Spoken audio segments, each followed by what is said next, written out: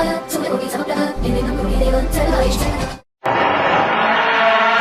रात होती है तो हम एक दिया जला लेते हैं और उस रोशनी में खुद को महफूज समझते हैं, मगर उस रोशनी के परे जो अंधेरा है वो अपने अंदर बहुत सारी कहानियां समेटे हुए है और इन्हीं कहानियों को आपको लेकर आता है रात के अंधेरे में।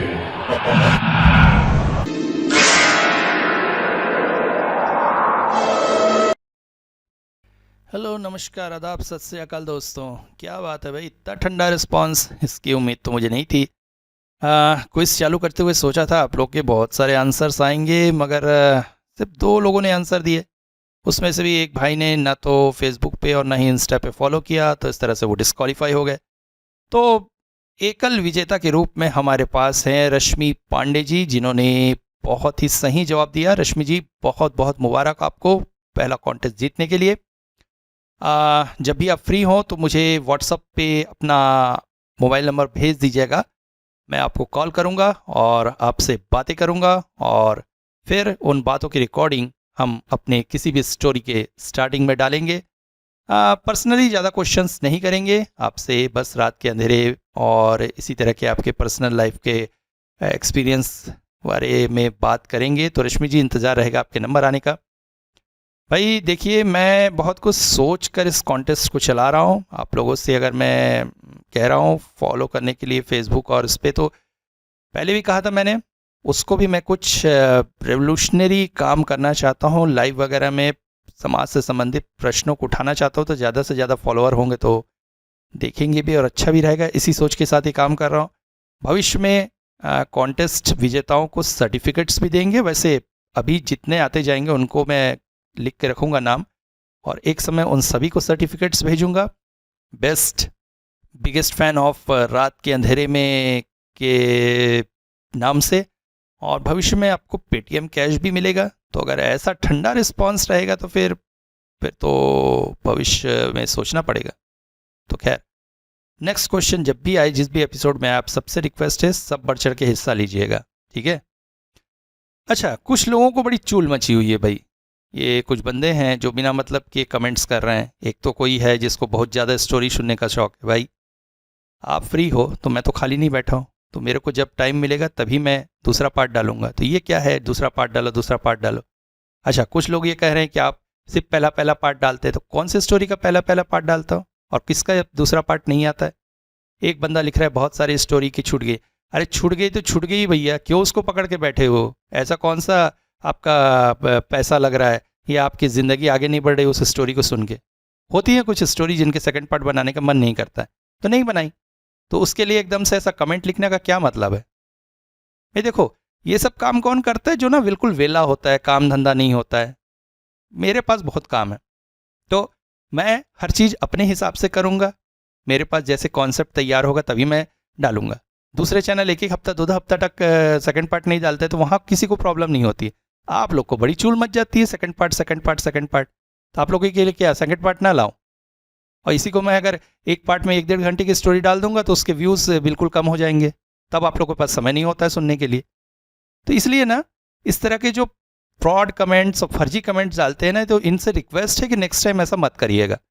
अगले दिन ये तय हुआ कि वज्रनाथ, रचिता और संचित ट्रेन से लालपुर पहुंचेंगे, जबकि सुवर्णा अपने माता पिता के साथ बच्ची को लेकर गाड़ी से वहां पहुंचेगी, ताकि गाड़ी उनके साथ रहे और ज़रूरत पड़ने पर उसका उपयोग किया जा सके।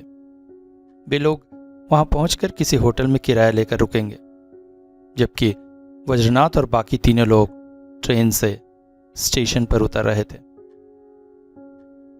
तीनों मन ही मन काफ़ी चिंतित थे, क्योंकि चंद्रनाथ के गांव के पते के अलावा उनके पास उसके बारे में कोई भी जानकारी नहीं थी। गांव में उसका घर कहाँ है, क्या है, कौन रहता है, अब कोई परिवार वाला बचा भी है कि नहीं पता नहीं। किससे पूछे, और कहीं पूछने में बात फैल गई तो दूसरी मुसीबत ना हो जाए। यही सब विचार करते करते तीनों पास ही के एक छोटे से होटल में पहुंचे। होटल में चाय, बिस्किट, अंडा पराठा, ब्रेड, पकौड़े वगैरह मिलते थे। वैसे भी काफ़ी सुबह सुबह तीनों ट्रेन से निकले थे, इसलिए भूख लगाई थी। खाना ले रहे थे कि अचानक दुकान वाले ने उनको देखकर खुद ही से पूछा, बाबूजी, एक बात बुरा न माने तो पूछूं क्या? पूछो, पूछने में क्या है? खाते हुए वज्रनाथ ने कहा, आप लोग को यह पहले कभी नहीं देखा, नया है क्या? वज्रनाथ को जैसे मनमागी मुराद मिल गई। उन्होंने कहा, हाँ, हम एक आदमी की तलाश में आए हैं। असली में पिछले हफ्ते एक आदमी को अपनी पत्नी और बच्ची की हत्या के इल्जाम में फांसी दी गई है। वो इसी गांव से था। उस नरपिशाच चंद्रनाथ के बारे में तो नहीं कह रहे? दुकानदार ने कहा, हाँ, मगर आप लोग हैं कौन? देखिए, हम लोग एक एनजीओ से हैं। अब फांसी होने के बाद उस व्यक्ति के परिवार की क्या हालत है, उनकी क्या आर्थिक दशा है, उनको कुछ मदद चाहिए कि नहीं, इसके लिए हम लोग तफ्तीश करते हैं। इसीलिए हमारा यहाँ आना है। अरे, उस नरपिशाच के बारे में क्या बताओ साहब। बेचारी की पत्नी को बिना मौत ही मार डाला उसने। वैसे अभी उसकी माँ और उसका एक छोटा भाई है। ऑटो वाले से कहिएगा दुर्गा पूजा पंडाल ले चले, आपको वहीं छोड़ देगा। यहाँ की सबसे बड़ी दुर्गा पूजा उनके घर के सामने ही होती है। ये एक तरह से ईश्वरी मदद कही जा सकती है। तीनों तुरंत ही एक ऑटो में बैठ गए। ऑटो वाले को चंद्रनाथ का घर कहने पर वो भी उसे पहचानता था। वो बिल्कुल उनके घर के सामने ही उन्हें छोड़ दिया। घर 2 मंजिला था। देखने से समझ में आ रहा था परिस्थिति अच्छी ही है। तीनों घर के दरवाजे पर पहुंचे और दस्तक दी। एक लड़के ने दरवाजा खोला। जब उन्होंने जो दुकानदार से कहा था वही बात उससे कही, तो वो उन्हें अपने साथ घर की पहली मंजिल की तरफ ले गया। वहां पर एक कमरा था जिसमें एक वृद्ध महिला बिस्तर पर लेटी हुई थी और एक आदमी जो पैजामा और सैंडो बनियान पहने हुआ था, उनके पैर पर तेल लगा रहा था। लड़के ने उस महिला से सारी बात कही। महिला बोली, आइए आइए, असली में बुढ़ापे की वजह से बात का दर्द हो गया है। आज बहुत दुख रहा था, ठंड भी तो पड़ी है ना, इसीलिए गोपाल से कहा थोड़ा लहसुन तेल मालिश कर दे। गोपाल, तुम जाओ बेटा, मैं बाबू लोग से बात करूंगी। ये हमारे घर का बहुत विश्वस्त नौकर है। गोपाल सभी को नमस्कार कर वहां से चला गया। तीनों आसपास रखी कुर्सियों में बैठ गए। वज्रनाथ ने कहा, आप तो समझ गई होंगी हम यहाँ क्यों आए हैं। वैसे आपके बेटे के बारे में हमें कुछ और जानकारी मिल सकती है? उस धूर्त नरपिशाच के बारे में आपको? मुझे तो उसे बेटा कहते हुए शर्म आती है। खैर, आप लोग इतनी दूर से आए तो आपको निराश नहीं करूंगी। असली में मेरे पति का देहांत 10 साल पहले ही हो चुका है। हमारे यहाँ पर एक बड़ी सी किराना की दुकान है। बहुत तकलीफों और असफलताओं के बाद मेरे पति ने उस दुकान को खड़ा किया था। अभी मैं ही बैठती हूं। मेरे 2 बेटे हैं, चंद्रनाथ और इंद्रनाथ। ये जो सामने खड़ा है ये इंद्रनाथ है, छोटा बेटा। इसके लिए भी मेरे पति ने बहुत से सपने देखे थे। चंद्रनाथ के लिए भी देखे थे, मगर सपना सच इसी ने किया। अब ये बेंगलोर के एक बड़े से कॉलेज में सॉफ्टवेयर इंजीनियरिंग पढ़ रहा है। बहुत मेहनत से पढ़ा रही हूँ इसे। ये भी पढ़ाई में वैसी होनहार है। अभी कुछ दिनों की छुट्टियां थी तो घर आया। संयोग देखिए इसी समय आप लोग मिलने आए। और चंद्रनाथ, वो तो कुलंगार निकला। 10वीं तक पढ़ाई करके उसने पढ़ाई छोड़ दी, फिर वही दुकान में बैठता था। मगर उसका स्वभाव ठीक ना था, नशा करने लगा था। यही सब देखकर मैंने बहुत कम उम्र में ही उसकी शादी कर दी थी। परी थी मेरी बहू, परी। गरीब घर से थी मगर रूप रंग इतना सुंदर, बहुत जम रही थी दोनों की जोड़ी। मगर फिर उस कुलंगार ने शराब पीकर पत्नी को मारना पीटना शुरू कर दिया। ये भी सुना था शमशान में किसी तांत्रिक के चक्कर में तंत्र मंत्र भी सीख रहा था। ऐसे ही समय में मेरी पोती डॉली का जन्म हुआ। सोचा था बच्ची का मुख देखकर राक्षस बदल जाएगा, मगर नहीं, उसकी तो आदतें बिगड़ती ही रही। रात में पीकर आता और पत्नी और उस फूल सी बच्ची को भी मारता। मैं और गोपाल अगर रोकने की कोशिश करते तो हमें भी मारपीट देता। इंद्रनाथ यहां नहीं था। ऐसे ही एक दिन मेरी बहन के घर एक उत्सव था। मैं और इंद्रनाथ वहीं गए थे। गोपाल छुट्टी लेकर गांव चला गया था। घर में बहू, डॉली और वो नर पिशाची थे। कहते हैं रात में शराब पीकर आया और दोनों में बहुत लड़ाई होने लगी। फिर सब कुछ शांत हो गया। अगले दिन जब मैं लौटी तो घर का दरवाजा अंदर से बंद था। बहुत ठकठकाने पर भी नहीं खुला तो गोपाल से कहकर दरवाजा तोड़ाया और अंदर का दृश्य देखकर फूट फूट कर रो पड़ी वो महिला। मेरा संसार उजड़ गया था। खमीने ने घर के एक चाकू से अपनी पत्नी और फूल सी बच्ची की गर्दन काट दी थी और फिर नशे में बेहोश होकर वहीं पड़ा हुआ था। पूरा घर खून से सना हुआ था और पास ही पड़ा हुआ था वो चाकू जिस पर उसकी उंगलियों के निशान थे। पुलिस ने बहुत तफ्तीश की। मां का दिल है मेरा। इतना सब होने पर भी पैसा पानी की तरह बहाया उसे बचाने के लिए। मगर पाप जरूर फलता है और उसके पाप का घड़ा भर गया था। फांसी हो गई उसे। एक मां के दिल पे क्या गुजरती है जब उसके बेटे को फांसी के फंदे से लटकाया गया हो।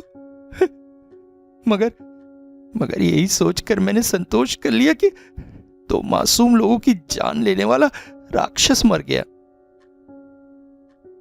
तीनों सब कुछ सुनकर वहां से उठकर आने लगे, मगर दरवाजे पर पहुंचकर अचानक इंद्रनाथ बोला, देखिए आप लोग जा तो रहे हैं, मगर ये बात मुझे आपसे कहनी चाहिए या नहीं पता नहीं, पर मुझे लगता है मेरा भाई निर्दोष था।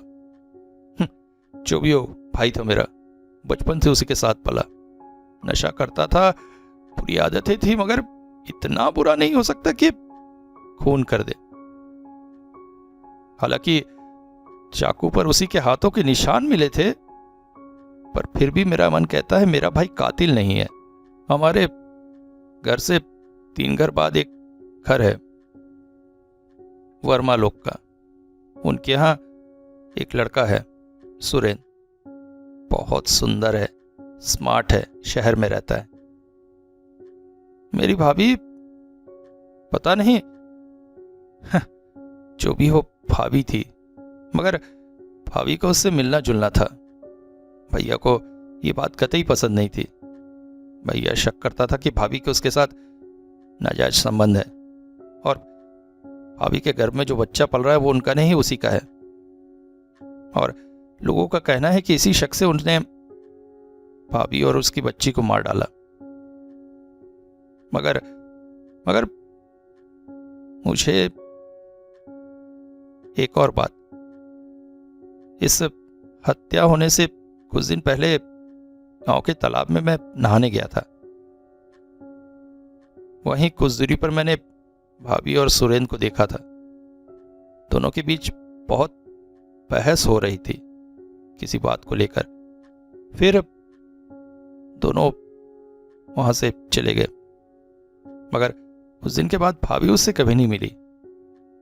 मुझे ऐसा लगता है भैया को सब बात पता चल गई है। इस बात से परेशान होकर भाभी उसके पास गई होगी और उसने भाभी को स्वीकारने से मना कर दिया होगा। इसी बात को लेकर दोनों के बीच लड़ाई हुई और उसी कमीने ने चुपचाप मेरी भाभी की हत्या की। सुनकर वे सभी चौंक पड़े। हालांकि उन्होंने इंद्रनाथ को यह बात नहीं बताई कि वो भी इस बात को जानते हैं कि उसका भाई बेकसूर है। इसके बाद इंद्रनाथ दरवाजा बंद करके घर के अंदर चला गया। तीनों रास्ते पर आए ही थे कि रचिता का मोबाइल बज उठा। सुवर्णा का फोन था। वो लालपुर की सीमा में प्रवेश कर चुके थे, मगर गाड़ी अंदर आते ही बहुत भयानक परिस्थितियां हो गई। अब तक जो बच्ची शांत थी, अचानक जैसे उसने रिएक्ट किया।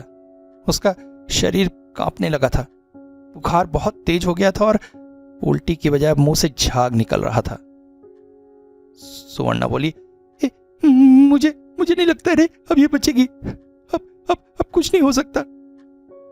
एक बार महाराज को फोन देना, बार बार उनसे कुछ बात करने को कह रही है। तुरंत ही फोन वज्रनाथ ने लिया। हेलो, आवाज बच्ची की थी। बड़े पापा, उसने मेरे कानों में कहा है वो आपसे बात करना चाहता है। आपसे एक बार मिलके कुछ खास बातें बताना चाहता है। बेटी घबराओ मत, मैं तुम्हें कुछ नहीं होने दूंगा। मैं तुम्हारे पास आ रहा हूं, समझी? तुम चिंता मत करो। बड़े पापा, वो कह रहा था मुझे आज रात को ही अपने साथ ले जाएगा। मैं क्या मर जाऊंगी बड़े पापा? मैं क्या बेटी, मैं तुम्हें कुछ नहीं होने दूंगा। मैं अपनी जान देकर भी तुम्हारी जान बचाऊंगा। तभी अचानक लड़की बेहोश होकर गाड़ी की सीट से नीचे गिर गई। फोन के नीचे गिरने की वजह से वो भी बंद हो गया।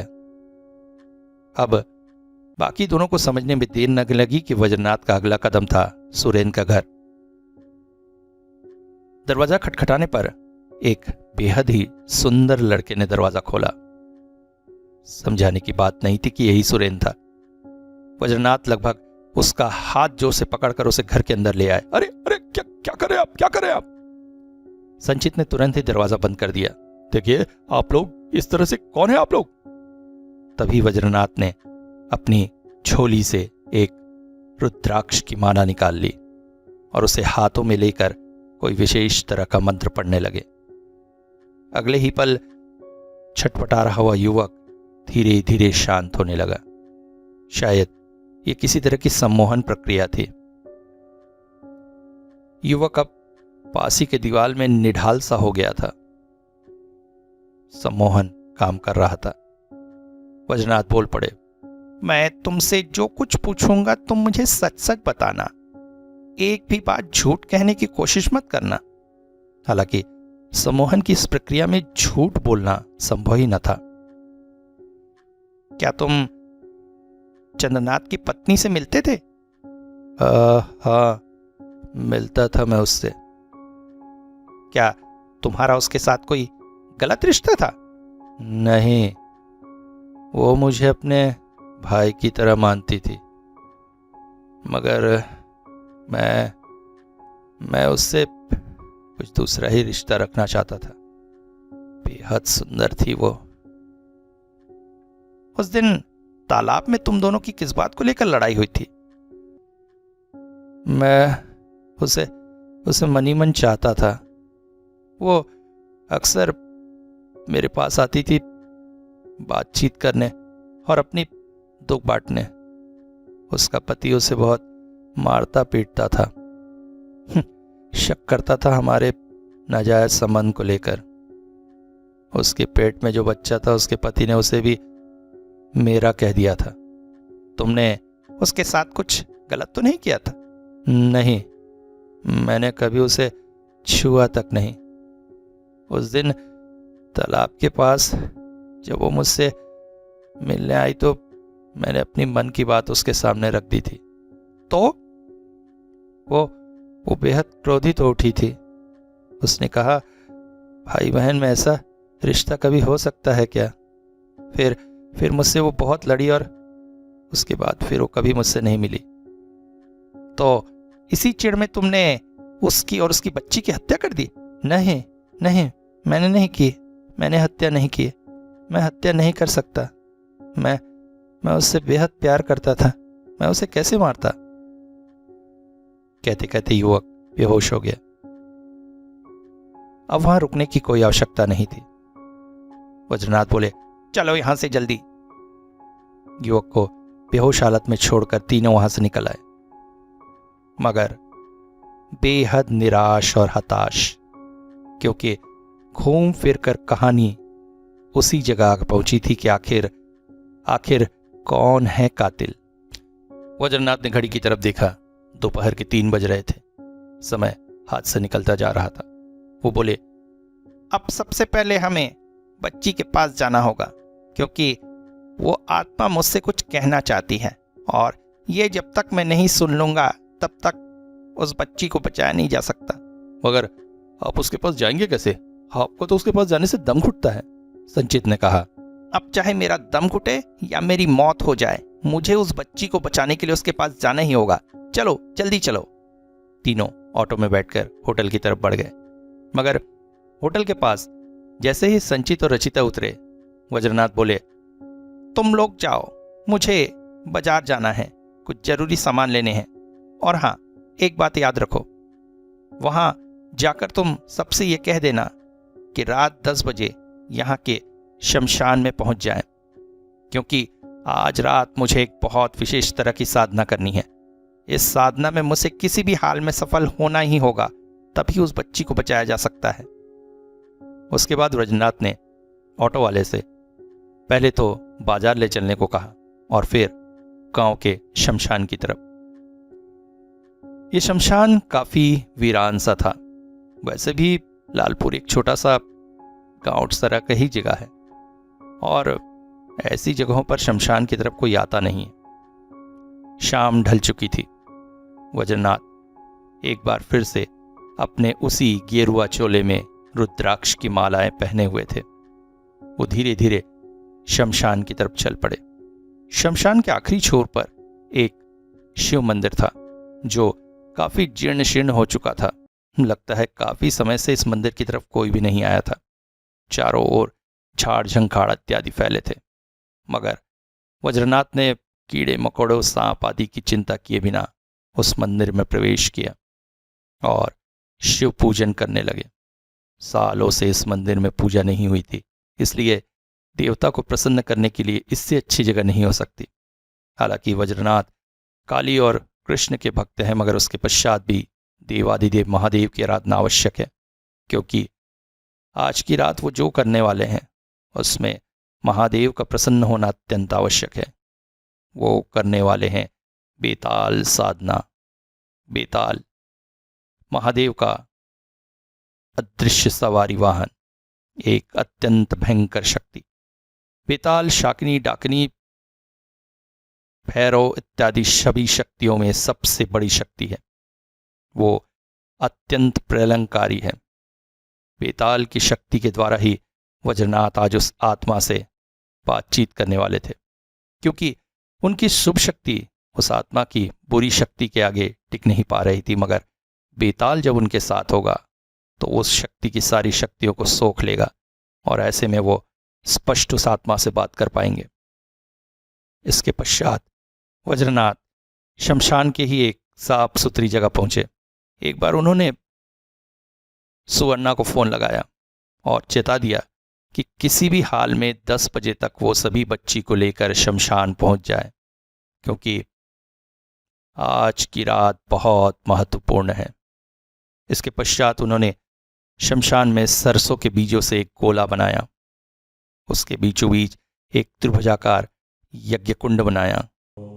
फिर आसन में बैठकर विभिन्न उपचारों से यज्ञाहुति देने लगे और मंत्र जाप करने लगे। ओम तुरु, ओम मुरु, ओम क्लीम, ओम पट स्वाहा। धीरे धीरे बेताल मंत्र आगे बढ़ने लगा। अचानक ही जैसे शमशान का सारा वातावरण परिवर्तित होने लगा। चारों ओर तेज हवाएं चलने लगी। आसपास की जमीन पर धूल उड़ने लगी। आसपास पड़े मृत लोगों के कपड़े, पत्तियां, केला पत्ते इत्यादि इधर उधर छिटकने लगे। मगर आश्चर्यजनक तौर से सरसों के उस गोले के बाहर, गोले के अंदर एक तिनके का टुकड़ा भी प्रविष्ट नहीं हो पा रहा था। वज्रनाथ परम ध्यान से अपना यज्ञ संपन्न कर रहे थे। यज्ञ संपन्न करने के पश्चात उन्होंने यज्ञाग्नि को शांत करने के लिए पानी छिड़का और उसके साथ ही जैसे उस सरसों के गोले के चारों ओर सरसराहट सी होने लगी, जैसे जैसे अजीब सी आवाजें आने लगी।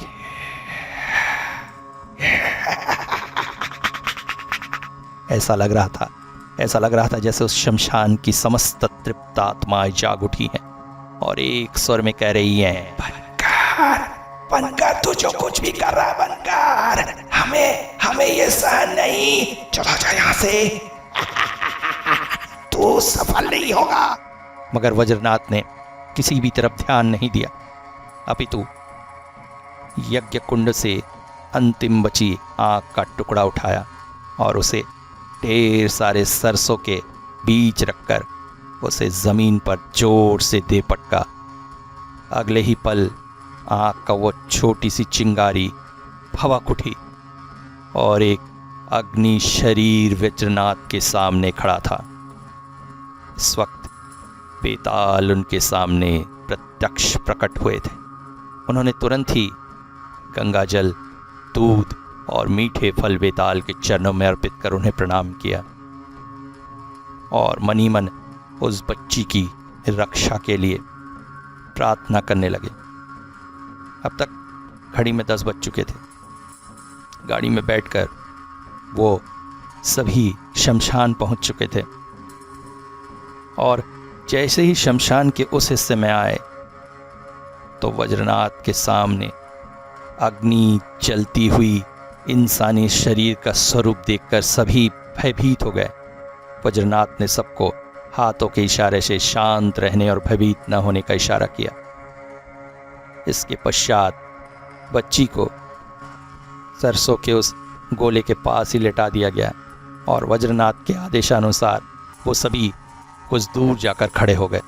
अचानक उस अग्नि शरीर से एक हाथ निकला और उसने वज्रनाथ का हाथ पकड़ लिया। मगर आश्चर्य, प्रज्वलित होते हुए अग्निमय उसके हाथों के छूने से भी वज्रनाथ के हाथ नहीं जले और अगले ही पल एक आश्चर्यजनक घटना हुई। उस बच्ची का शरीर धीरे धीरे हवा में उठने लगा और गोल गोल घूमने लगा। बच्ची इस वक्त बेहोशी की हालत में थी। धीरे धीरे समय बीतता जा रहा था। अगर आज की रात के 12 बज गए तो उसके बाद उस बच्ची को बचाना किसी भी तरह संभव नहीं था। मगर तभी आश्चर्यजनक तौर पर हवा में तैरती उस बच्ची के शरीर से परछाई उठ खड़ी हुई। मगर इन्हें परछाई न कहकर परछाइयाँ कहना ज़्यादा उचित होगा। सबको समझ में आ गया था कि इस वक्त से चंद्रनाथ थी नहीं, उसकी पत्नी और उसकी बच्ची की वह तृप्त आत्मा भी वहाँ थी। तो क्या चंद्रनाथ अपने साथ साथ पत्नी और बच्ची को भी रखकर उस बच्ची के शरीर में निवास कर रहा था, या फिर विशेष तौर पर आज की रात के लिए ही वो दोनों वहाँ उपस्थित हुई थी। अचानक जैसे सबकी आंखों के सामने फिल्म सी चलने लगी। फिल्म में दिख रहा था चंद्रनाथ का घर। शराब के नशे में वो अपनी पत्नी और बच्ची को मार रहा है, मगर आज उसके अत्याचार की इंतहा हो गई थी। उसकी पत्नी ने उसका हाथ झटक और उसकी गाल पर एक थप्पड़ मार दिया। 1000 बार तुझे समझा चुकी हूं, हाथ मत उठाए कर जानवर, हाथ मत उठाए कर। और इस मासूम पर तो बिल्कुल नहीं। और अब तो मैं तेरे बच्चे की मां बनने वाली है। मेरा बच्चा की मां? साली, कहां मुंह काला करके आई, मैं जानता नहीं क्या? क्रोध अग्नि से भरकर उसकी पत्नी ने उसे एक जोरदार धक्का दिया। नशे में डोलता चंद्रनाथ बिस्तर पर जो गिरा, दोबारा उठने की उसकी ताकत न थी। उसकी पत्नी अपनी बच्ची को गले लगाती हुई बोली, मत रो बेटा, तेरी दादी जैसी आएगी, हाँ, हम तेरे नाना क्या चल देंगे, चाहे भूखे रहेंगे मगर या मार खाकर नहीं रहेंगे। अभी वो उसे कुछ बता ही रही थी कि अचानक बाहर दरवाजे पर दस्तक हुई। वो चौंक पड़ी। रात के इस वक्त कौन आया? मगर दस्तक और तेज होने लगी। वो घबराते घबराते जाकर दरवाज़ा खोली और तभी चेहरे पर नकाब ढके एक इंसान उसे जोर से धक्का देकर घर के अंदर आ गया और दरवाज़ा अंदर से बंद कर दिया। कौन है तू? मगर उस व्यक्ति ने कुछ न सुना। उसकी गर्दन को अपने हाथों में लेकर घसीटते हुए उसे रसोई घर की तरफ ले चला। बच्ची अचानक चौंक पड़ी और अपने पिता को जोर जोर से धकेलने लगी। बाबा देखो, वो माँ को मार रहे, बाबा उसे बचाओ, बाबा। मगर चंद्रनाथ शराब के नशे में मदहोश बेहोश पड़ा था। वो हिला तक नहीं। फिर अपनी माँ को बचाने के लिए वो खुद ही दौड़ पड़ी और उस व्यक्ति के कमर में एक जोरदार दांत गड़ा दिया। व्यक्ति बिलबिला सा उठा और तभी उसके हाथों में आई सब्जी काटने का चाकू। उसने चंद्रनाथ की पत्नी की गर्दन छोड़ दी और बच्ची को बालों से पकड़कर हवा में उठा लिया और अगले ही पल चाकू के तेज वार से उसकी गर्दन काट डाली। और फिर बच्ची की लाश को जमीन पर फेंक दिया। तड़पती हुई खून से लथपथ बेचारी बच्ची कुछ ही देर में ढेर हो गई। बच्ची की इस हालत को देखकर चंद्रनाथ की पत्नी क्रोध से बिलबिला उठी, जानवर, कुत्ते! मगर इससे पहले कि वो उस पर वार कर पाती, उस आदमी ने उसे एक जोरदार धक्का दे दिया। वो जाकर दीवार से टकराई। साली, मुझे मारेगी! और फिर चाकू से जो हालत बच्ची की थी, वही हाल उसने उस औरत की भी की। दोनों लाशों को जमीन पर फेंक दिया। मगर इस बीच एक और अजीब घटना घट गई थी। बच्ची को मरता देख क्रोध में भरकर जब चंद्रनाथ की पत्नी उस पर झपटी, तो उसने पास ही पड़ा एक चमचा उठा लिया था, जिसके पिछले हिस्से से उसने जोरदार वार उसके बांह पर कर दिया था। हाथ से थोड़ा सा खून निकलकर जमीन पर गिरा था। उस व्यक्ति ने अपने हाथों में ग्लव्स पहन रखा था। उसके जरिए वहां पर उसने सारा खून साफ किया और वो चम्मच अपनी जेब में रख लिया। किसी भी तरह का कोई भी सबूत या निशान वो वहाँ छोड़ना नहीं चाहता था। फिर धीरे धीरे चंद्रनाथ के पास गया और उसके हाथों में चाकू पकड़ाकर उसे अच्छी तरह से मल दिया, ताकि चाकू पर सिर्फ उसके हाथों के निशान हों। और फिर धीरे धीरे वो छत की तरफ निकल गया और वहाँ से होते हुए पाइप के जरिए नीचे आ गया, ताकि लोगों को ऐसा लगा कि घर अंदर से बंद था और तभी हत्याएं की गई हैं। सारा दृश्य देखकर वो सभी स्तब्ध रह गए थे।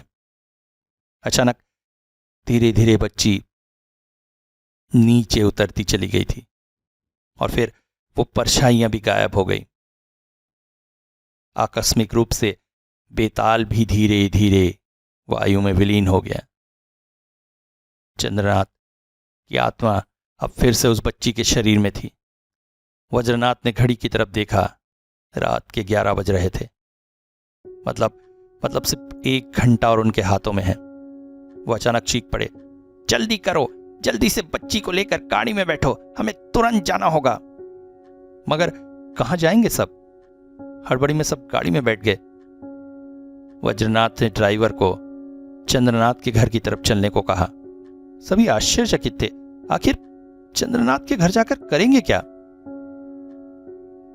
चंद्रनाथ के घर पहुंचते पहुंचते करीब 20 मिनट हो गए। मतलब सिर्फ 40 मिनट और उनके हाथों में थे। वज्रनाथ दौड़कर दरवाजे की तरफ गए और जोर जोर से दरवाजा ठकठकाने लगे। अब की बार भी इंद्रनाथ ने ही दरवाजा खोला, मगर इतने सारे लोगों को देखकर वो आश्चर्यचकित हो गया। अरे आप लोग! उसे धकेलकर वज्रनाथ घर में प्रविष्ट हुए और इसके साथ साथ वो सभी। वो सीधा दौड़कर रसोई की तरफ गए। रसोई में नौकर गोपाल रात के बर्तन धो रहा था। अचानक उसे देखकर बोल पड़े, जलील कमीने कातिल, हत्या करके तो इतनी आसानी से जी रहा है। सुनकर वो चौंक पड़ा और बर्तन धोना छोड़कर उठकर खड़ा हो गया। क्या कह रहे हैं आप लोग? मुझ पर इस तरह का अचानक इल्जाम लगाने का क्या मतलब? हत्या तो बड़े बाबू ने की थी, उन्हें सजा भी मिल गई। तो दूसरों की नजरों से बच सकता है पर मेरी नजरों से नहीं। तूने एक बहुत बड़ी गलती कर दी। उस दिन जब हम घर में आए थे उस वक्त तो सैंडो बनियान पहने था और तेरे कंधे का वो घाव मुझे दिख गया था जो लगा था। अचानक बच्ची जैसे होश में आ चुकी थी। अपनी मां की गोद से उतरकर भयानक हिंसक रूप से वो धीरे धीरे गोपाल की तरफ बढ़ने लगी। इस वक्त उसकी आंखों से जैसे अंगारे बरस रहे थे। जलील कमीने, तूने मेरी पत्नी को मारा और मुझे फांसी दिलवाई। कौन है ये बच्ची? क्या कर रही है? अचानक ही वो गोपाल की तरफ झपट पड़ी और उसकी बाह का कपड़ा फाड़ दिया। उसके कंधे के पास घाव के निशान थे, ठीक वैसे ही घाव के निशान जो कुछ देर पहले उन्होंने उस खूनी के कंधे में देखे थे। सब आश्चर्यचकित हो गए। वज्रनाथ बोले, सच सच बता, उस दिन जब तो खून करने आया था तब इस घर की बहू ने तुझ पर एक चमचे से हमला किया था, ये उसी का घाव है ना? अब इंद्रनाथ बोल पड़ा, क्या बात करें आप लोग, ये तो साइकिल से गिर गए थे, उसका घाव है। हाँ, ये तुम लोगों को बेवकूफ बना सकता है मगर हम लोगों को नहीं, क्योंकि कुछ देर पहले हम जो देख कर आए हैं अगर तुमने देखा होता तो। सारी आवाजें सुनकर चंद्रनाथ की माँ भी ऊपर से नीचे उतर आई थी। वो जोर से बोली, ये सब क्या हो रहा है मेरे घर में? आप लोग आखिर करना क्या चाहते हैं? अब तेरा बचना मुमकिन नहीं। फांसी पर एक बेकसूर जरूर झूल गया मगर अब तुझे सजा अवश्य मिलेगी। अचानक बच्ची गुर्रा उठी। सजा इसे मैं दूंगा, मैं। और असामान्य रूप से उतनों सी बच्ची ने उतने बड़े आदमी के गर्दन को अपनी हाथों में जैसे ही उठाया, उसका शरीर हवा से 2 फीट ऊपर लटक गया। ये क्या हो रहा है मेरे साथ? मुझे छोड़ दो। बता तूने हत्या की थी या नहीं? बोल। मैं स्वीकार करता हूँ, मैंने हत्या की थी। रुक जाओ, तुम इसे कानून के हवाले कर दो। मैं तुमसे निवेदन करता हूं, इस बच्ची के हाथों से हत्या मत करवाओ।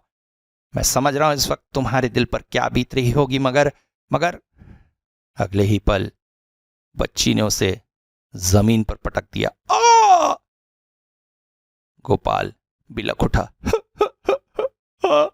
मैंने हत्या की, मगर लालच में आकर, क्योंकि ये हत्या मुझसे करवाई मालकिन ने। सुनकर सभी चौंक पड़े थे। क्या? मां, तुमने? इंद्रनाथ भी चौंक पड़ा। सब चंद्रनाथ की मां की तरफ देख रहे थे। बच्ची भी घूरते हुए उसकी तरफ देखने लगी। पहले तो घबरा से उठी वो महिला, मगर फिर अट्टहास कर उठी। हाँ, मैंने हत्या करवाई। क्या करोगे? हाँ, उस जैसे दुष्ट पापी को मैं अपने घर में पाल रही थी। हैं? जलील कमीना, तंत्र मंत्र करता है, शराब पीता है ऐसे इंसान का मर जाना ही अच्छा था। इसीलिए मैंने एक ऐसा चक्र बनाया कि वो फांसी लटक गया। मगर ये सब तुम लोगों को कैसे पता चला? मगर आपने ऐसा किया क्यों? वज्रनाथ चीख पड़े। क्यों ना करती? वो मेरा असली बेटा नहीं था। जब मैंने अपनी पहली संतान को जन्म दिया तो वो मरी हुई निकली। मैं मानसिक रूप से बहुत विभ्रमित हो गई थी। उसी दिन अस्पताल में एक और बच्चे का जन्म हुआ था, जिसकी मां उसे जन्म देकर मर गई थी। मेरे पति ने मुझे बचाने के लिए उस बच्चे को गोद ले लिया और उसे हम अपने बच्चे की तरह ही पालने लगे। फिर मेरे जीवन में आया मेरा इंद्रनाथ। अब पराये बच्चे की मुझे क्या जरूरत थी? मगर फिर भी उसे मैं अपने बच्चे की तरह ही पालती रही। मगर गंदा खून ही होता है। शराबी, कबाबी, तांत्रिक, न जाने क्या क्या निकला वो। फिर बात आई जायदाद की। क्यों देती मैं उसे जायदाद? क्यों देती मैं उसे जायदाद? जायदाद पर पूरा हक मेरी अपनी औलाद का होना चाहिए। इसीलिए मैंने ये चक्र रचाया और उसे भी रास्ते से हटा दिया। मगर आप लोगों ने अचानक गोपाल वहां से भागकर उस महिला के पास गया। माँ चलिए यहाँ से भाग चलते, वरना ये लोग हमें छोड़ भी दे। मगर वो नहीं छोड़ेगी। अभी वो ये बातें कर ही रहे थे कि अचानक वो बच्ची धीरे धीरे उनकी तरफ बढ़ने लगी और तभी आश्चर्यजनक तौर पर जैसे उन दोनों की गर्दन को किसी ने रस्सी से बांध दिया हो। दोनों छटपटा उठे, अपने गर्दन को हाथों में दबाए हुए। उनके सांस जैसे रुकते जा रहे थे। दोनों छटपटा रहे थे और तभी आश्चर्यजनक तौर पर उनके शरीर हवा में 2 फुट ऊंचाई तक लटकने लगे और थोड़ी देर बाद उनके निस्तेज शरीर जमीन पर आ गिरे। फूट कर रो पड़ा इंद्रनाथ और उसके साथ साथ चक्कर खाकर जमीन पर गिर गई बच्ची। बस एक पल के लिए जैसे उसका शरीर कांप उठा था और उसके बाद ही उसके शरीर से एक काला सा धुआं बाहर निकल पड़ा, जिसके उसके नाक, मुंह और कान से वो धुआं निकल रहा था। धीरे धीरे एकत्रित होकर एक कुंडली सा बनाकर बाहर की खुले हुई खिड़की से अंधेरे में विलीन सा हो गया, जैसे फिर दोबारा कभी न लौटने की कसम लेकर मुक्त हुआ चंद्रनाथ की आत्मा। हालांकि आंखों से तो ये दिखा नहीं, मगर अदृश्य तौर पर शायद उसके पीछे पीछे ही चली गई उसकी पत्नी और उसकी छोटी बच्ची की आत्मा। अपनी घड़ी की तरफ देखा वज्रनाथ ने। 12 बजने में सिर्फ कुछ सेकंड ही बाकी थे। मनी मन एक मंत्र जाप करते हुए अपने शरीर में अदृश्य रूप से विद्यमान बेताल की ताकत को उन्होंने मुक्त कर दिया। उस बच्ची के साथ इस घर तक वो आ सके थे तो शायद बेताल की उस सत्ता का उसके शरीर में निवास के कारण। उस दिन रात में ही वो गाड़ी करके शहर की तरफ लौटने लगे थे। लौटते हुए इंद्रनाथ को काफ़ी समझा बुझाए थे। इंद्रनाथ ने भी कहा था वो बाकी घटना संभाल लेगा। रास्ते में अचानक सुवर्णा के पति का कॉल आया, जो इस वक्त चेन्नई गए हुए थे, मगर बेटी की तबीयत खराब की बात सुनकर वापस आ रहे थे। वो बोले, तो तुम कुछ चिंता मत करो, मैं बस पहुंचने वाला हूँ। फिर हम अपनी बिटिया को अच्छे से अच्छा डॉक्टर दिखाएंगे, वो ठीक हो जाएगी, तुम चिंता मत करो। सुवर्णा ने हंसते हुए अपने पास बैठी पूर्ण रूप में स्वस्थ अपनी बच्ची को फोन दे दिया। उसने फोन लेकर कहा, पापा तुम ना लौट जाओ, अपना काम पूरा करके आओ। मैं बिल्कुल ठीक हो गई हूँ, अब मुझे कभी कुछ नहीं होगा।